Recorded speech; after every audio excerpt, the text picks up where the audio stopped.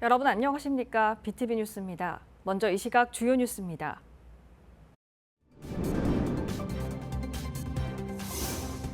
부산시가 무료화를 선언한 백양터널은 신백양터널이 뚫리면 다시 통행료를 받는다는 방침입니다.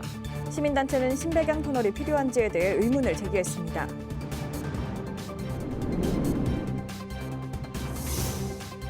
부산시가 추진 중인 퐁피두 분관 유치 계획이 시민 반발에 부딪힌 가운데 이 논란이 시민사회단체 간 갈등으로까지 번지고 있습니다.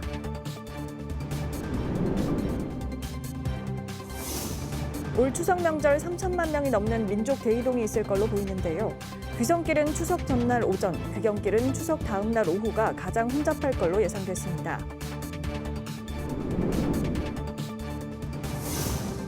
지난 3일절 늦은 시각 부산 도심을 휘저으며 광란의 질주를 벌인 오토바이 폭주족 일당이 6개월 만에 전원 검거됐습니다.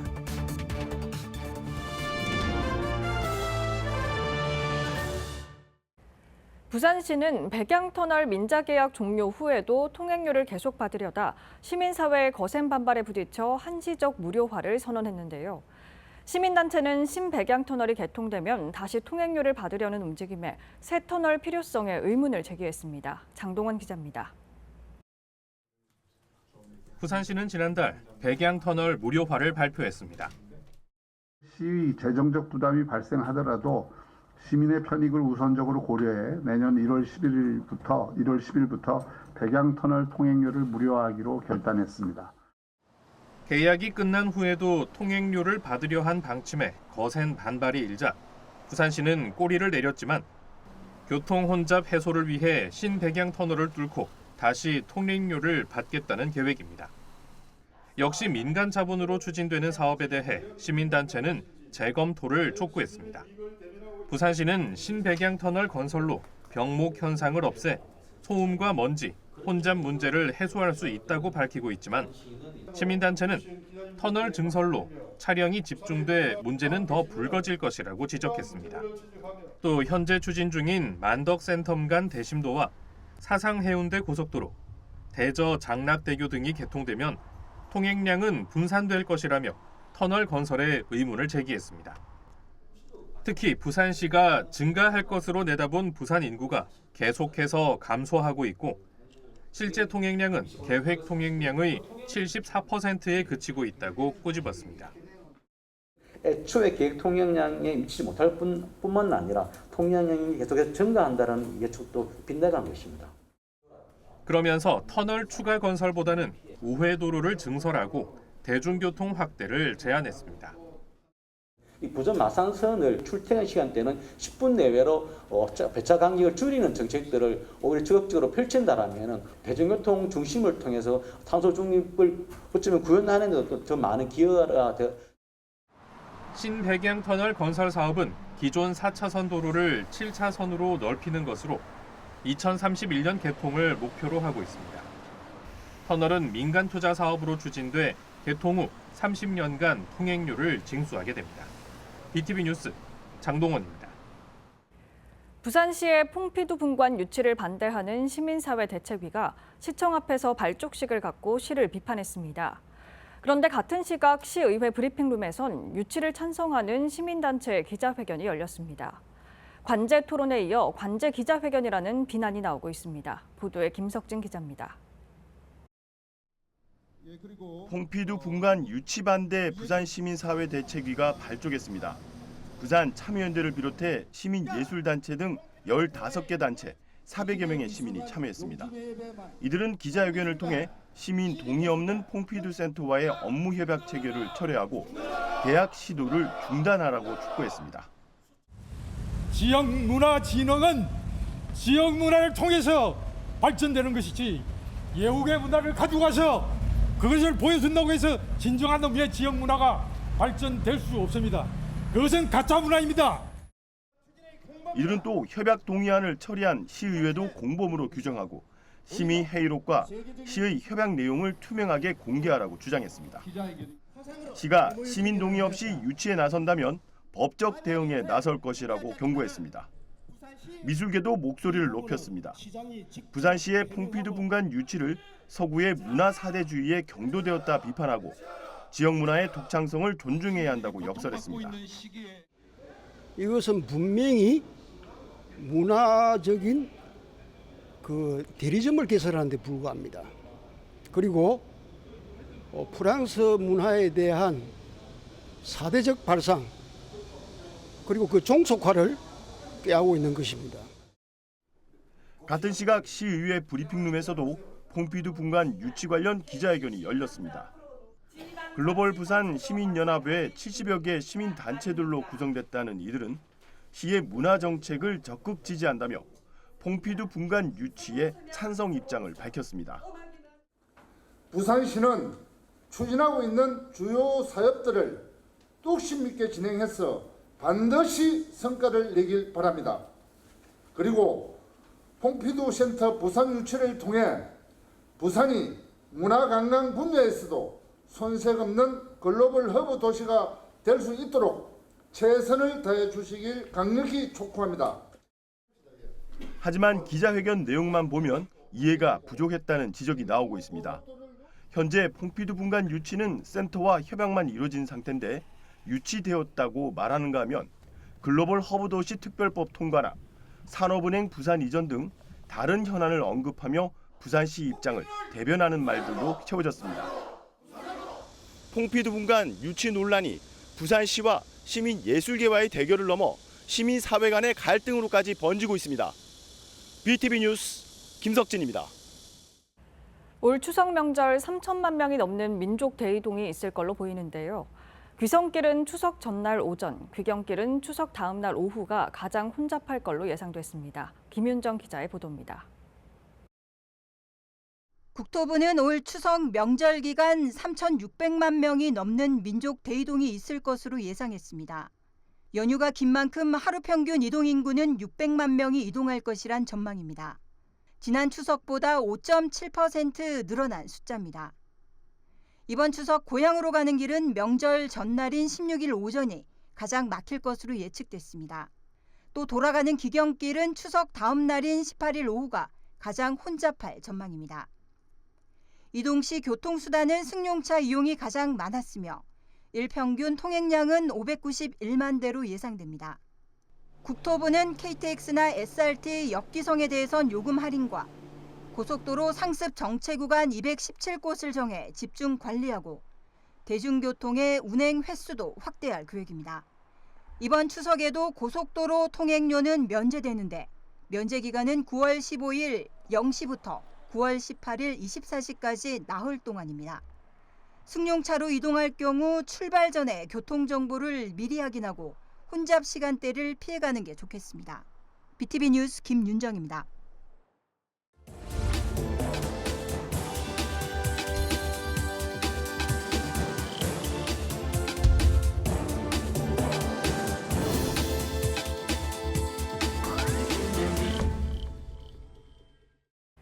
케이블 TV 공동기획 지역을 살려라 시간입니다.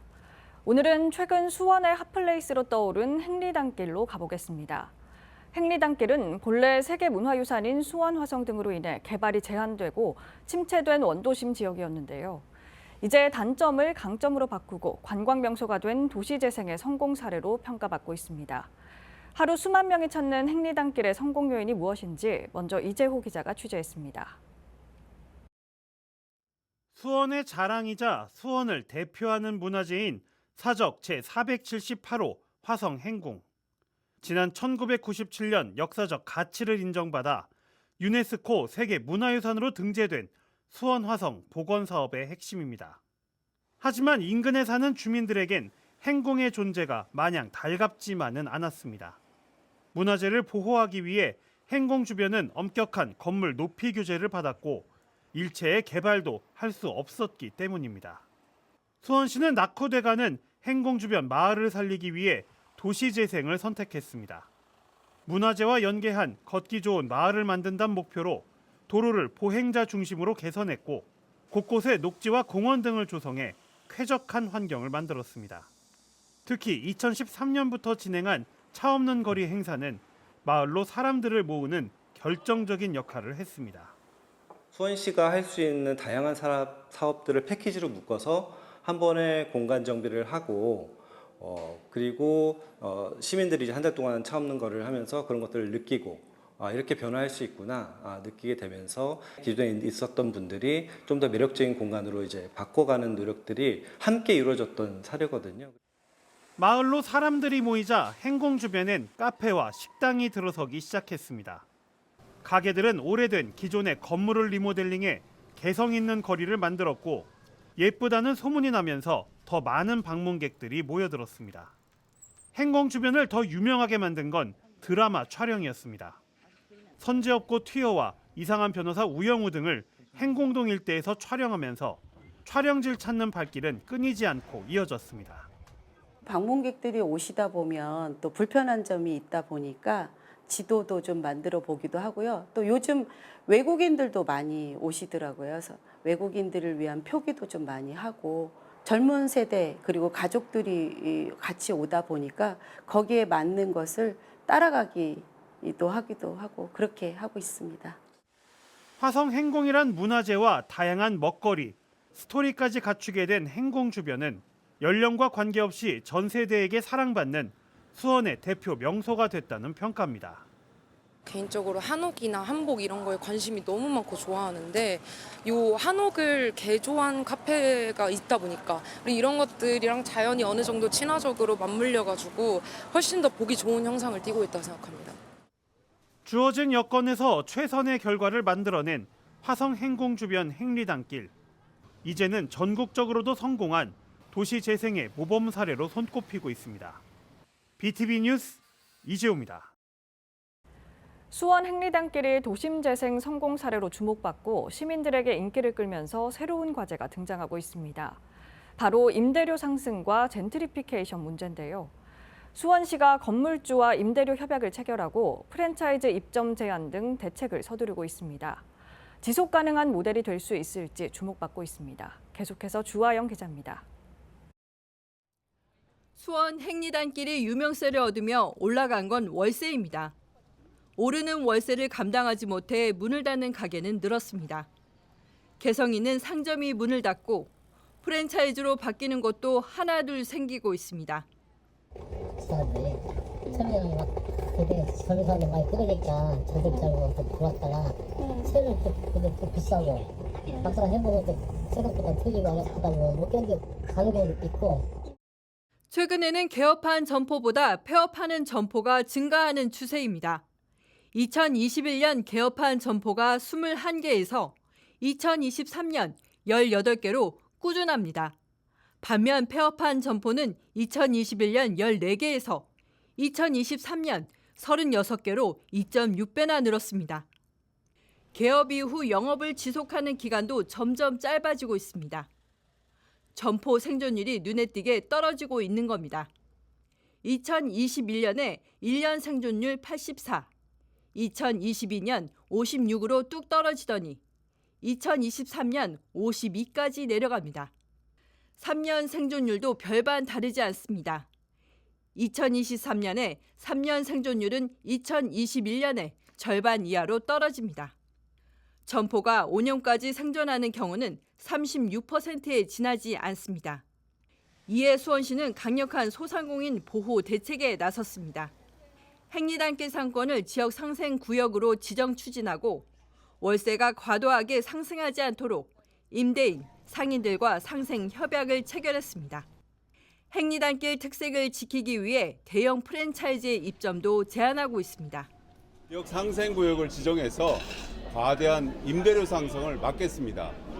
지역 상권 구성원 모두가 잘 살 수 있도록 특단의 대책을 마련하고 이행하기 위해서 지역 상권 보호도시 수원을 선포했습니다. 동네가 뜨니 임대료는 폭등하고 원래 살던 사람들은 사라지는 상권 활성화의 딜레마.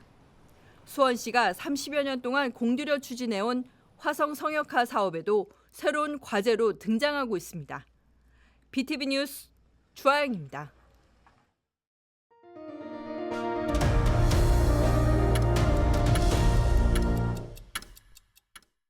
지난 3일절 심야 시간 부산 도심을 휘저으며 광란의 질주를 벌인 오토바이 폭주족 일당이 6개월 만에 전원 검거됐습니다. 가담자의 대다수는 10대였는데 단순 재미를 위해 범행을 모의한 걸로 드러났습니다. 박재한 기자입니다. 지난 3월 2일 새벽 시간 서면 교차로 10여 대의 오토바이가 정지 신호를 무시하고 그대로 내달립니다. 교차로에 진입하는 차량들과 뒤섞이며 아찔한 상황도 연출됩니다. 역주행과 끼어들기 등 위험천만한 질주는 2시간 동안 계속됐습니다. 이들은 번호판을 가리거나 떼어낸 상태로 335 흩어지며 경찰을 따돌렸습니다. 경찰은 이후 6개월간의 추격 끝에 폭주 행위에 가담한 26명을 일망타진했습니다. 부산시내 서면교차로를 기점으로 해서 수영교차로, 망미교차로, 그다음에 강안리 해수욕장 등 한 20여 킬로를 질주를 했고 폭주족이 지나가는 장소에서 일반인들의 112 신고가 많이 있었습니다. 그리고 심지어는 교차로 내에서 다른 차량을 손으로 막거나 발로 막거나 막아서면서 폭주 행위를 지속한 것으로. 경찰은 이들 중 대다수인 22명이 10대였다고 밝혔습니다. 또 4명은 무면허 운전자였습니다. 일부는 사건 이후 오토바이를 중고로 판매하는 등 증거인멸까지 시도했습니다. 번호판을 가리거나 온라인 내 익명으로 모의를 할지라도 경찰의 추적으로 반드시 처벌됩니다. 오토바이 폭주족은 주동자뿐만 아니라 단순 참여자도 끝까지 추적 근거하여 경찰은 폭주족 리더 A씨를 구속해 검찰에 송치하고 나머지 25명을 입건했습니다. BTV 뉴스 박재한입니다. 부산시교육청은 2025학년도 부산광역시 공사립초 특수교사 임용 후보자 선정 경쟁시험 계획을 발표했습니다. 분야별 선발 인원은 초등학교 교사 411명, 특수학교 유치원 교사 6명, 특수학교 초등교사 31명, 사립학교 위탁초등학교 교사 1명 등 모두 449명입니다. 원서는 오는 30일 오전 9시부터 10월 4일 오후 6시까지입니다. 이후 1차 시험은 11월 9일, 합격자는 12월 11일 발표됩니다. 맞벌이 부부가 증가하면서 할머니, 할아버지가 손주를 돌보는 가정이 늘고 있죠. 일부 지자체는 이런 분들을 위해 손주 돌봄 수당까지 지급하고 있는데요. 부산 동구도 16개 기초단체 가운데 최초로 손주 돌봄 수당을 지급할 수 있는 근거를 마련했습니다. 보도에 김한식 기자입니다. 공원에서 손주를 돌보고 있는 한 할머니. 맞벌이하는 자녀를 대신해 손주를 돌봐주고 있는 겁니다. 돌봄은 자녀의 출근 전부터 시작돼 온종일 이어집니다. 손주를 어린이집에 보낸 후에도 집안일을 하느라 여유가 없습니다. 아침에 한 7시까지. 낮에는 어린이집에 보내고 이제 우리가 볼 때는 지속적으로 보죠. 하루 종일. 같은 지역에 사는 또 다른 어르신도 마찬가지. 그나마 어린이집에서 돌아오고 나서부터 손주를 돌보지만 이 역시 만만치 않습니다. 맞벌이를 안 할 수가 없는 입장인데 아이는 맡겨야 되고 데리고 다닐 수 없으니까. 그래서 어쩔 수 없이 또 이제 저거 한 푼이라도 더 벌으라고 또 이제 저희 쪽에서는 또 아이를 봐주고 있는데.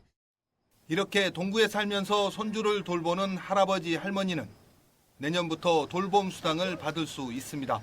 대상은 영유아 손주를 돌보고 있는 조부모로 지정 위탁기관에서 손주 돌봄 양성 교육을 이수해야 합니다.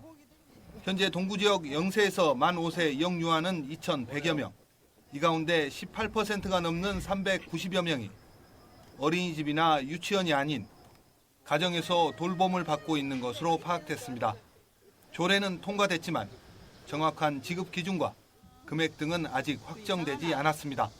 동구에서는 손주를 돌보는 할머니, 할아버님들이라면 아무런 규제 없이 조건 없이 보편적인 그런 혜택을 받으실 수 있도록 즐겁게 손주를 키울 수 있도록. 실제 인근의 한 광역단체에서 지난 7월 손주 돌봄 수당 지급 사업을 시작했는데 제약이 많아 대상자 자체를 찾지 못하는 것으로 확인됐습니다. 이에 따라 사업의 성공적인 안착을 위해서는 대상자 선정 기준 완화와 현실성 있는 금액을 지급해야 한다는 지적입니다. 헬로티비 뉴스 김한식입니다. 올해는 길어진 폭염과 줄어든 후원으로 쪽방 주민들의 어려움이 가중되고 있다는 보도 해드렸는데요. 대구 지역 인권단체들이 연대한 반빈곤 네트워크가 대구시의회에서 대구시의 폭염 피해 지원조례 개정을 촉구하는 토론회를 열었습니다.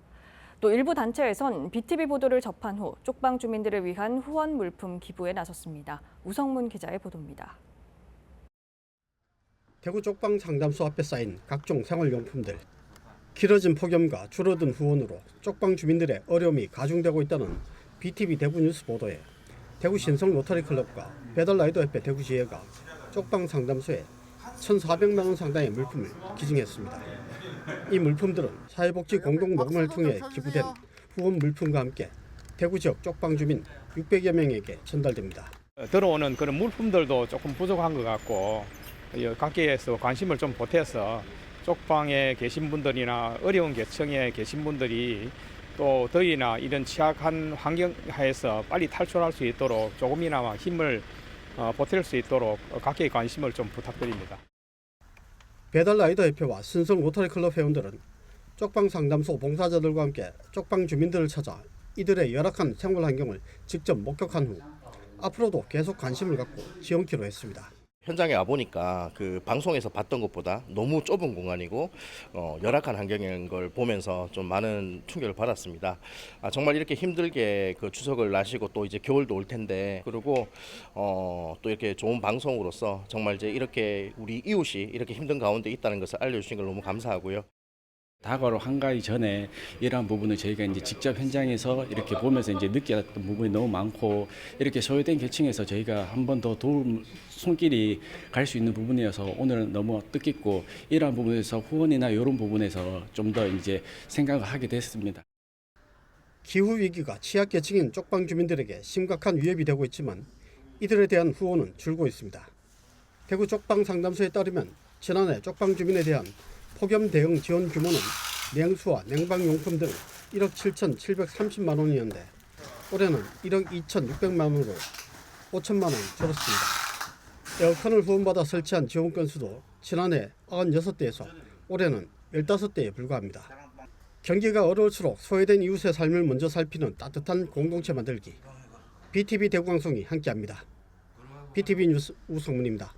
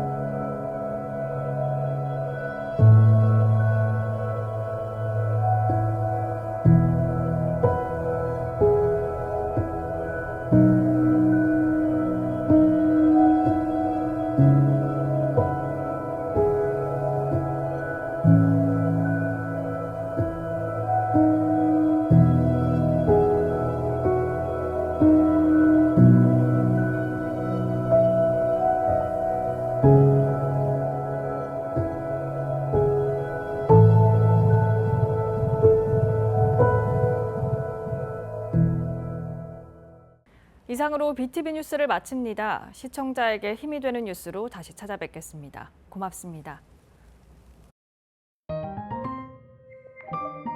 채널 BTV